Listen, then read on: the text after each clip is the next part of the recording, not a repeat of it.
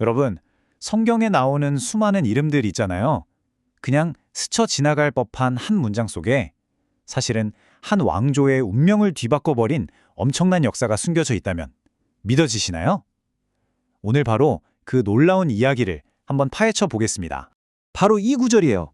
로마서 마지막 장에 나오는 수많은 이름들 사이에 그냥 쓱 묻혀있는 인사말이죠. 어때요?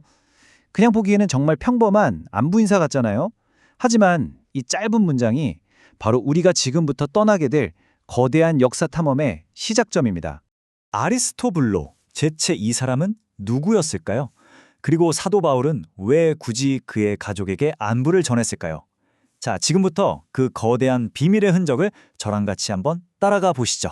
이 비스토리를 풀려면요, 우리는 먼저 신약 성경의 가장 악명 높은 빌런 가문, 바로 헤롯 왕가를 만나야 합니다. 이들의 핏빛으로 얼룩진 역사를 알아야만 아리스토블루라는 사람의 선택이 얼마나 대단하고 혁명적인 것이었는지 제대로 이해할 수 있거든요. 자, 이 복잡하게 얽힌 족보 좀 보세요. 와, 보기만 해도 머리가 좀 아프죠? 괜찮아요. 다 보실 필요 없고요. 딱 한 사람만 기억하시면 됩니다. 이 모든 비극의 시작점, 바로 저 위에 있는 헤롯 대왕입니다. 맞아요. 베들레헴의 아기들을 학살하라고 명령했던 바로 그 왕이죠. 그의 시대는 피로 물든 권력 다툼의 서막이었습니다. 헤롯 대왕은요, 사실 이두메, 그러니까 구약의 에돔 족속 출신이었어요. 순수 유대인이 아니었던 거죠. 이 이방인이라는 꼬리표가 그의 평생을 따라다닌 엄청난 콤플렉스였습니다. 반면에 당시 유대인들은 이전 왕조였던 하스몬 왕가를 정말 깊이 존경하고 있었거든요. 바로 이 혈통 콤플렉스가 그의 모든 잔인한 행동을 이끈 편집증의 근원이 됩니다. 그러니까 보세요. 정통성을 얻고 싶어서 유대인들이 사랑하는 하스몬 왕가의 공주랑 결혼을 합니다. 근데 그 아내가 자기 자리를 위협할까 봐 두려워서 결국 죽여버려요. 아니, 심지어는 그 아내가 낳은 정통 하스몬의 피를 이어받은 자기 아들들마저도 왕좌를 노린다는 의심 하나만으로 처형해버립니다. 가족도 못 믿는 의심과 권력욕. 이것이 바로 헤롯 가문의 시작이었어요. 헤롯 대왕이 죽자 로마는 그의 왕국을 세 아들에게 나누어 줍니다. 이들을 분봉왕이라고 불렀는데요. 왕이라기보다는 사실 로마의 허락을 받고 다스리는 지역 영주에 가까웠죠. 하지만 이들 모두의 가슴속에는 단 하나의 야망이 불타고 있었습니다. 바로 아버지처럼 유대인의 왕이라는 완전한 칭호를 얻는 것이었죠. 이 야망은 결국 진짜 추악한 스캔들을 낳고 맙니다. 아들 헤롯 안티파스는 권력 기반을 다지기 위해 하스몬 혈통을 가진 자기 동생의 아내 헤로디아와 금지된 사랑에 빠지죠. 각자의 가정을 버리고 부정한 결혼을 합니다. 그리고 이들의 불륜을 용감하게 지적했던 세례 요한을 어떻게 했을까요? 네, 결국 죽여버립니다. 권력을 위해서라면 수단과 방법을 가리지 않는 것, 이게 바로 헤롯 가문의 방식이었던 거예요.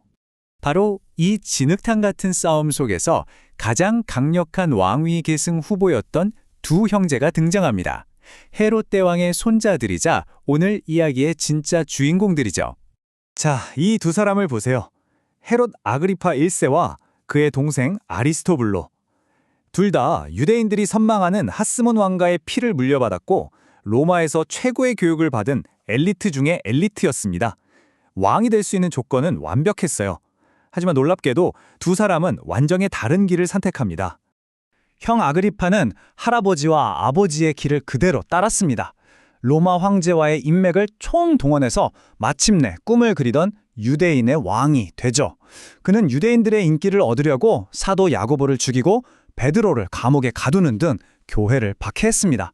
그리고 사도행전에 기록된 것처럼 자기가 마치 신인 것처럼 행세하다가 벌레에 먹혀서 비참한 최후를 맞이합니다. 형이 그렇게 갑자기 죽어버리니까 왕위는 다시 공석이 되었죠. 그럼 당연히 모든 사람들의 시선이 어디로 향했을까요? 맞습니다. 동생 아리스토블로에게 쏠렸죠. 그는 완벽한 하스몬 혈통에다가 새로 즉위한 로마 황제 클라우디우스와도 아주 친한 사이였거든요. 정말 마음만 먹으면 왕이 되는 건 시간 문제였어요. 그런데 이 사람이 왕이 되지 않았습니다. 도대체 왜였을까요? 바로 이 지점에서 그의 인생을 뒤흔든 엄청난 내적 갈등이 시작됩니다.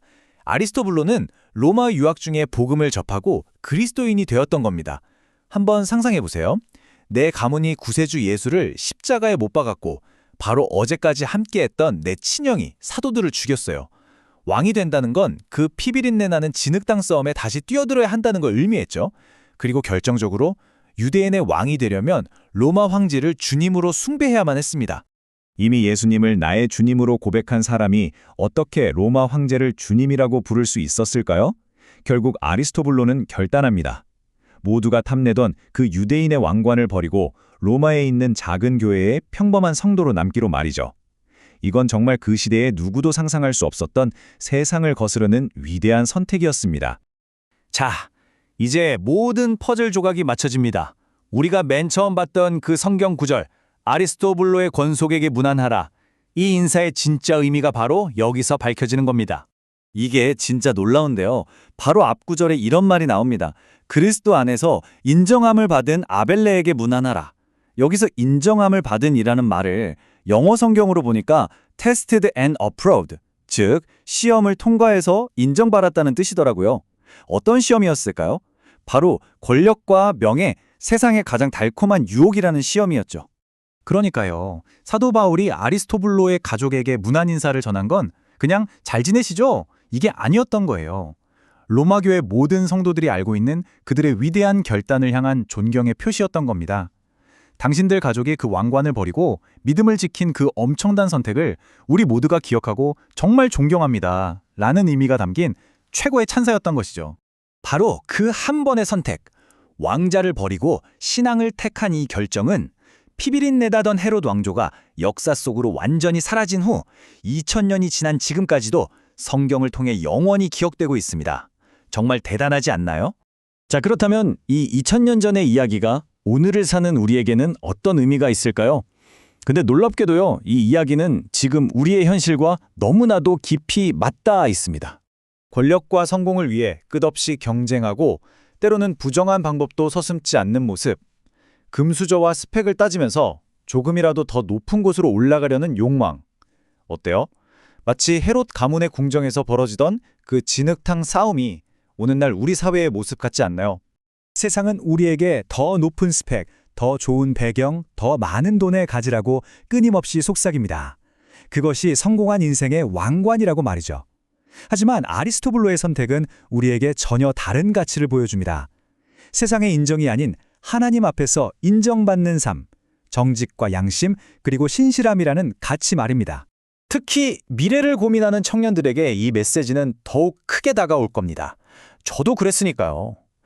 이 치열한 경쟁 속에서 남들보다 앞서가기 위해 때로는 양심을 속이고 싶고 좀 쉬운 길로 가고 싶은 유혹을 누구나 받기 때문이죠.